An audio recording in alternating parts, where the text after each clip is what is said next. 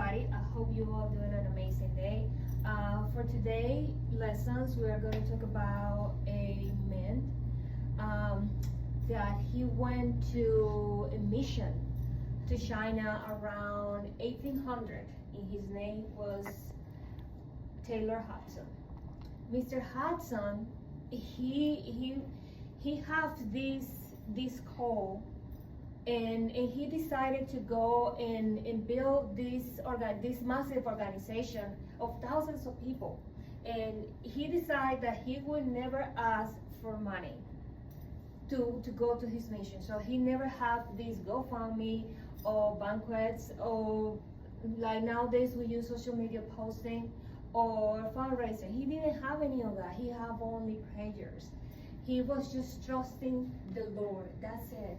But something about this part of his journey that really got my attention.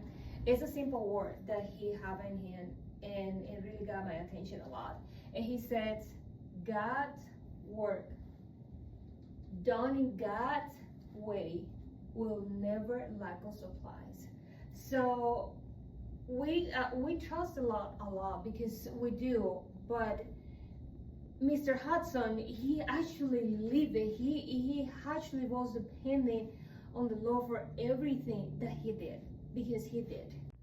Now, before Mr. Taylor went to China, he did something really amazing and actually caused a lot of impact in my life. What he did, he stopped reminding his boss to pay him what he has owned. So he basically wanted to learn what does it feel like to bring his needs to God first before he talked to anyone else. He was basically training his heart, dependent absolutely on the Lord in his real word. So basically he was like, okay, if I'm gonna go to China, I need to depend on the Lord for everything. But he has to train his heart for that. And every time that he did that, the Lord showed up for him. He started building that strength about the impossible. Because even though some things for us and for everybody, some things right now could be impossible, but not for the Lord. And we are gonna see his blessings later in our lives. But we need to train our heart to trust on him more.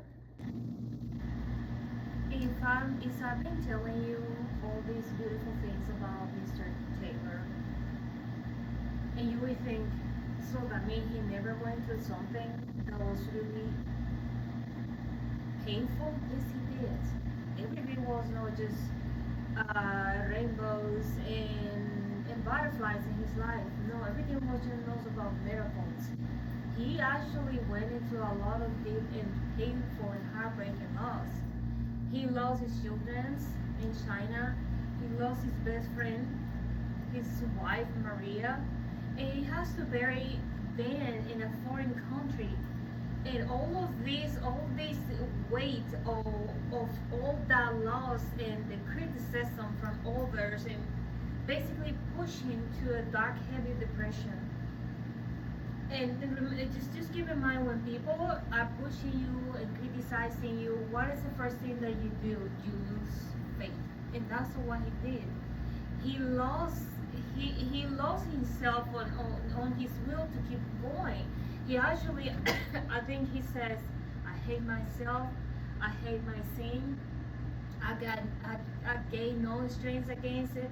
So don't tell me that this sound familiar to you. Because it sounds familiar to me. So he was not a superhero. He was a man who hit his breaking point due to the hard circumstances. So you will probably be wondering, how did Mr. Taylor pull himself out of these dark places? It was not like just, okay, put yourself together and get ready. No, it doesn't happen that way. He actually received a letter from a friend reminding him that he just should concentrate in looking out at the one that he's already faithful. So try to rest on the ones that who love you more than anybody else could love you. So instead of being staring, you covering, instead of staring at the storm, just keep your eyes on Jesus. So I think in conclusion of all this uh, journey that Mr. Hudson had in his life, I think a few points that we can get from him is like we need to pray and ask the Lord what are His plans for us. No, we make our plans and then we ask the Lord, hey, can you agree? Can you give me the green mark? No, we should ask the Lord, because remember, He gives to you what you need, knows what you want. Let's be honest and specific too. So let's add those details. The Lord want to hear you. He wants you to be specific. Don't just go, hey, thank you, dear Father, just bless my day. No, let's be specific. Let's ask Him exactly what is those things that we want. Now, we need to lean on Him on the hard seasons, because Mr. Hudson's life, faith, it didn't grow out it didn't grow better on sunny days. No, it was when he was going through the middle of that grief and loneliness, when all those problems that he had was the time that he built that faith, that faithful life with the Lord. So, in conclusion, I would like to finish with these words that Mr. Taylor says. God's work done in God's way will never lack of supplies. So whatever you're carrying right now, whatever your dreams that feels too expensive, that is too big, that is too heavy, let's go and put those plans on Him. Let's give Him those plans. Remember that Philippians 4, chapter 4, verses 19 says, "And my God will supply all you need." It didn't say some of them. It says all you need, all of them. The only thing that we have to do is surrender. We need to surrender all those backup plans. We have to trust in Him to our own strength. We have to get out of our comfort zone.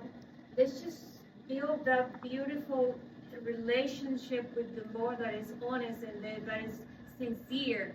Let's live it, not just say it. All right, everybody, I think this is all for today. Thank you very much for being here with me, and I guess I will see you next time. Thank you very much.